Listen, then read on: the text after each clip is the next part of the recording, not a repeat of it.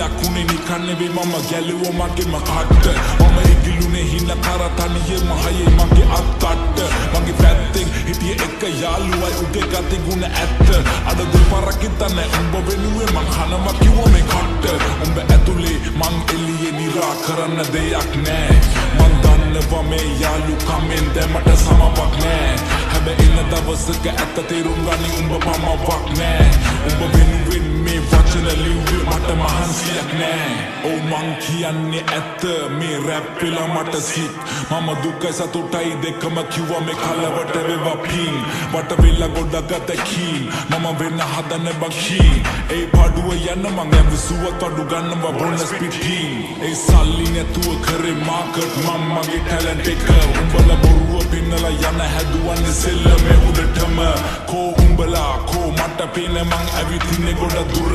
මම දුප්පතෙක් මම